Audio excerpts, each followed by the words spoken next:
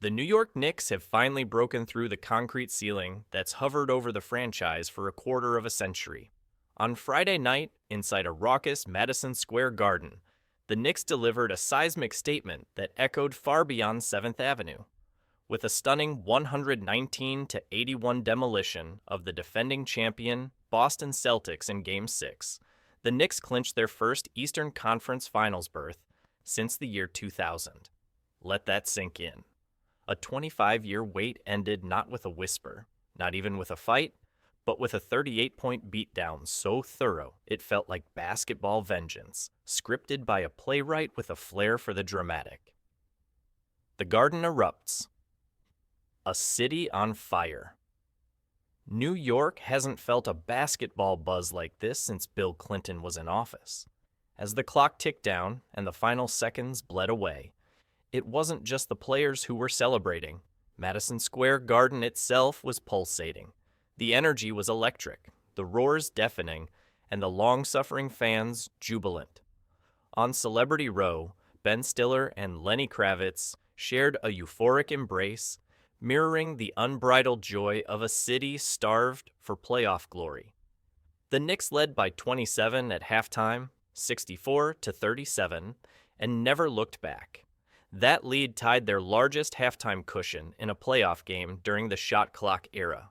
It was vintage dominance, reminiscent of the 1970 NBA Finals, when Willis Reed limped onto the floor and the Knicks roared to their first ever championship. Now, the ghosts of Knicks past have company. Brunson and Anunoby light the fire. Jalen Brunson and OG Anunoby each poured in 23 points, delivering dagger after dagger into the heart of a Celtic squad that looked disjointed, disheartened, and out of answers. Brunson, the engine of New York's resurgence all season long, played with poise and killer instinct. Anunoby, who has been crucial on both ends of the floor throughout the playoffs, continued his stretch of two-way brilliance. Mikal Bridges added 22 points, and Karl-Anthony Towns, a trade deadline addition whose postseason experience has become invaluable, chipped in 21. But the night didn't belong to any one Knick. This was a collective execution, a team performance that felt surgical in its precision and merciless in its tempo. Deuce McBride's chase-down block on Derek White was the kind of hustle play that defines playoff legend. It led directly to a Josh Hart and one that had the Garden on its feet and the Celtics on their heels. Josh Hart's triple-double. The glue guy, Shine's Hart, may never lead the team in scoring, but his fingerprints were all over Game 6. With 10 points, 11 rebounds, and 11 assists, the veteran swingman recorded a playoff triple-double that served as a microcosm of the Knicks' identity. Grit, grind, and relentless energy. When Hart's name echoed through the arena for the third time in the box score columns, it was clear. This wasn't a Knicks team riding on stardom.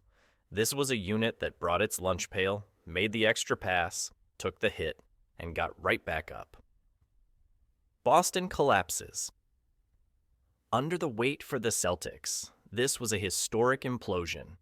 Their 38-point defeat stands as the largest ever by a defending champion facing elimination in NBA postseason history. It also tied for the third-worst playoff loss in franchise history, an unthinkable disaster for a team with title aspirations and a proud legacy. Jaylen Brown was the lone bright spot early, scoring 20 points, but he fouled out with 2:50 left in the third quarter. Shockingly, the second earliest foul out in a playoff game since the NBA began detailed play-by-play tracking in 1997-98, according to Elias Sports Bureau. Even before Brown exited, it was obvious the Celtics were unraveling. They came into Game 6 still holding on to hope despite losing superstar Jayson Tatum to a ruptured Achilles in Game 4. But that hope vanished the moment the Knicks opened the second quarter with a 7-0 run and then stomped on the gas pedal with a 13-3 burst that turned a solid lead into an avalanche.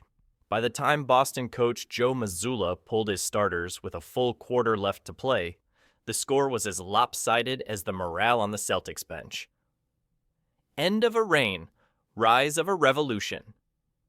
Just 1 year ago, the Celtics were hoisting the Larry O'Brien Trophy. Today, they're heading into the offseason bruised, bewildered, and bounced by a Knicks team they had dominated in the regular season. New York had gone 0-8 combined against Boston and Cleveland this season. Now both rivals are watching from home. The Celtics were supposed to have the depth, the pedigree, and the firepower to weather adversity. Instead, they looked lost without Tatum, and the Knicks capitalized with a brand of basketball that felt equal parts beautiful and brutal. Deja vu with a twist, Knicks vs. Pacers, 2025 edition next up for New York, a familiar foe. The Knicks will face the Indiana Pacers in the Eastern Conference Finals, a rematch 25 years in the making. Back in 2000, it was hype.